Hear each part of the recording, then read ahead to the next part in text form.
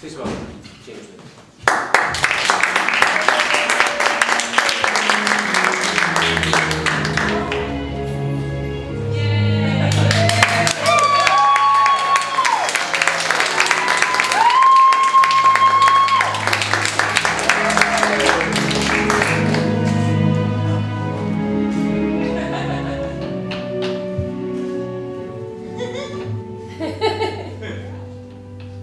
Hello, I am almost James Lipton. I would like to introduce to you today an improviser that I've known for over a decade. He is the artistic director of Washington Improv Theater, Mark Chalfant.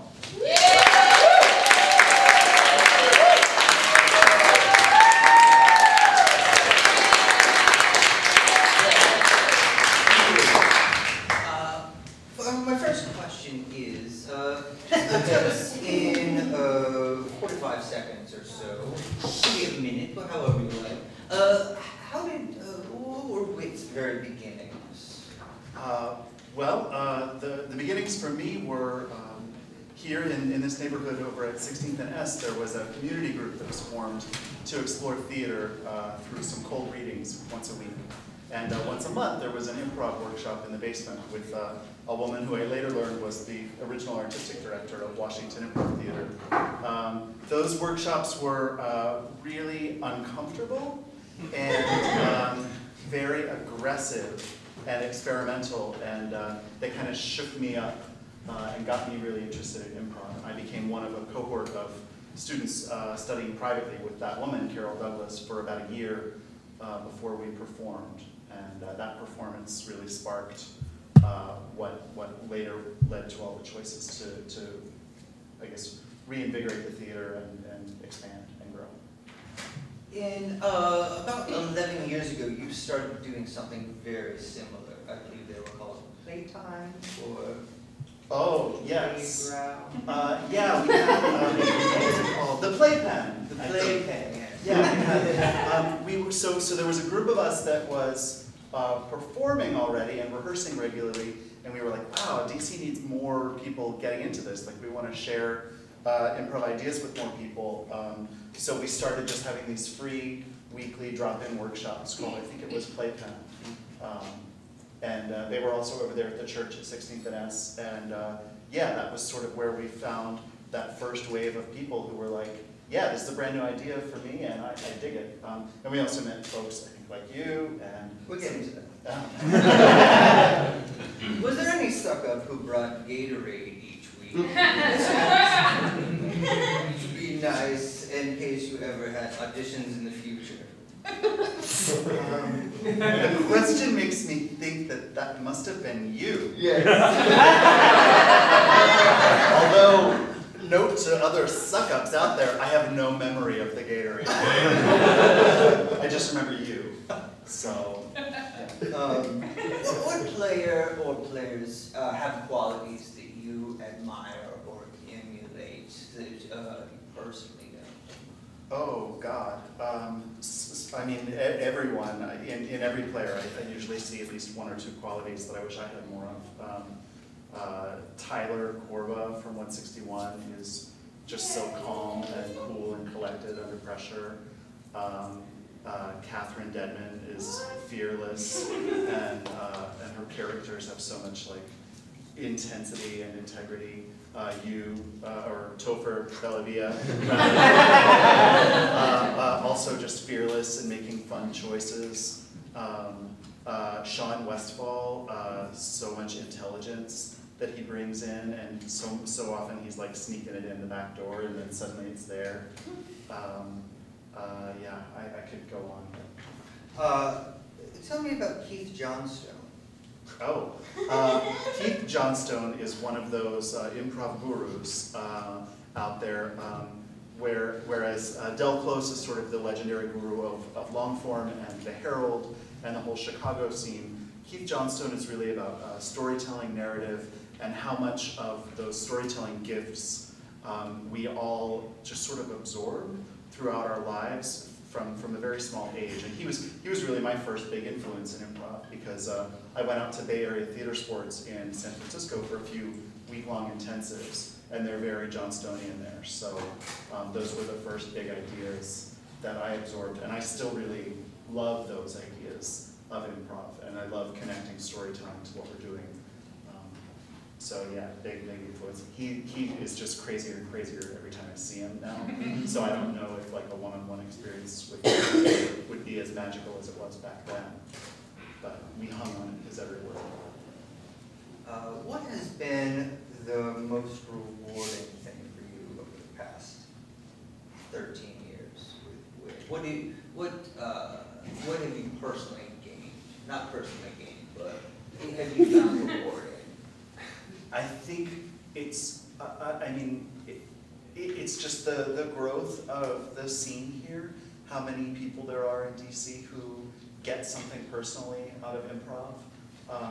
You know, when Whit first walked through the doors of Source Theater, it was because we had booked like a 10:30 p.m. late night show on a Saturday, and we were performing on somebody else's set. And it was such a big deal to us to play on like a real theater stage here. And I think at that time we never would have dreamed that like, oh, well years from now we'll actually be one of the principal resident companies here, and there will be, you know, hundreds of people getting exposure to improv through us and performing with us and studying and teaching. Like that's been really rewarding, because I still am kind of a true believer. I think that improv has really awesome ideas for people. It's not on the cards, but since you bring it up, what is the wall of cock? Yes, well, during one of those late night performances here at Source in this space, before it was rebuilt in this magical way by the Cultural Development Corporation, the primetime show was essentially a show about guys making gay porn. It was one of those like late 90s shows that was like just sort of commercializing gayness on stage in order to sell tickets to gay theater goers. So like there were guys like walking around naked in jockstraps in the show, and it was theater. And their set pieces, one of them was this huge collage of magazine pornography photos, very explicit, and it was covered up with black fabric during our shows, but it was covered up really shoddily. So there was a scene, I think it was a father-son scene between Justin Warner and me. He was confronting me about things that had been found in my room, but they weren't named yet. And just then, the black fabric sort of fell. I think we had to name it. It was just one of those gifts that the audience just filled in the blank quite perfectly, and I think we ended the scene there. What are just, one or two favorite wit shows you've done that have been rewarding for you, not involving the two of us? I guess it was a nightmarish experience, but still rewarding. The very first time we went to an out-of-town festival was the Chicago Improv Festival, and we were still primarily short form at that time, but we were still thrilled to be invited to go to Chicago, and we got, I think it was a 15-minute time slot, like around midnight, on a basement stage, and we were so jacked up on adrenaline that we blasted through our 15-minute set list in about 10 minutes. And we had no backup plan, or like, what will we add if our set isn't that long? Like, we hadn't thought that far ahead. So we just finished the last game, and we all bowed and ran off the stage. And I think to this day, we're the first group to yield time at an improv festival of that caliber. But it was still a great experience for us. Great. We will move on to the questions inspired by Jean-Michel Jacques.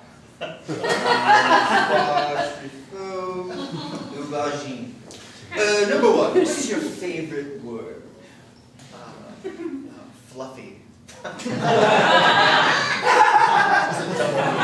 Fluffy, yes. What is your least favorite word? No. What turns you on? Giggling. What turns you off? Also giggling? Retching. Yeah, it all stops then.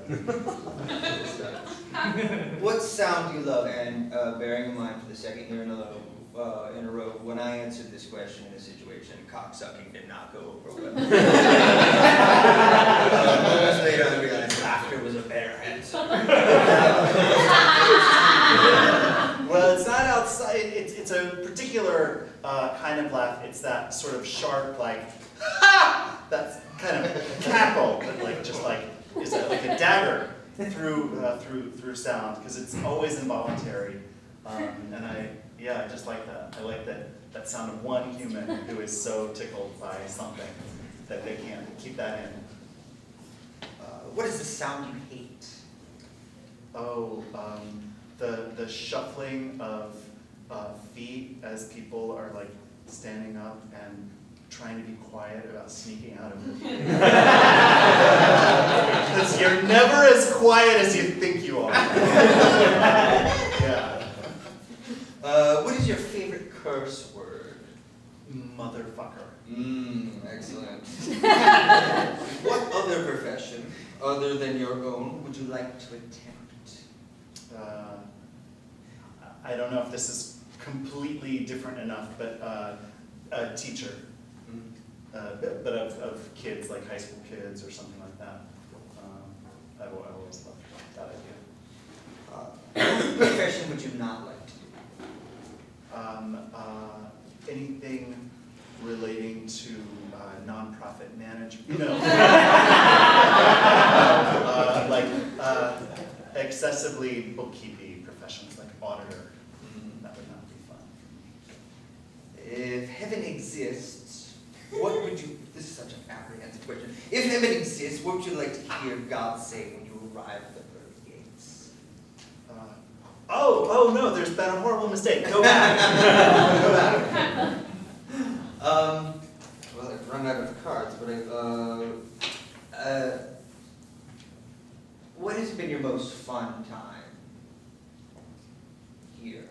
You said that it was fun to, it was rewarding to be on that stage in Chicago. What was the most fun thing you remember? When you were totally invested. Gosh, specific moments. I guess there was a. See, fun for me is a strange thing. I really got a thrill out of a moment in one of our holiday shows. I think it was maybe 2 years ago. We were performing Seasonal Disorder, which is sort of a family-related holiday-themed show. And there was a scene, we were, I think, outside in the cold. I think it was with Colin Murchie. We were playing a father and son. And there was just like some real shit going on in that scene. And it was kind of bleak and kind of sad, but you could tell that this father and son really cared a lot about each other. And from the audience, we could occasionally hear people sighing, like, oh. Like they were really invested and cared about it. And that's sort of the side of comedy that we don't really talk very much about, especially directly to audience. But it all works so much differently when the audience is invested in that way, and there are real stakes for the audience too, and they care about the outcomes. It makes all of the fun choices like resonate with reality in a way that they can't if it's just like cartoon land. The lights have been dimmed on us, but could you say the same thing in Russian really quickly? Вау. Главное, что зрители понимают, что зрелость под как вниз.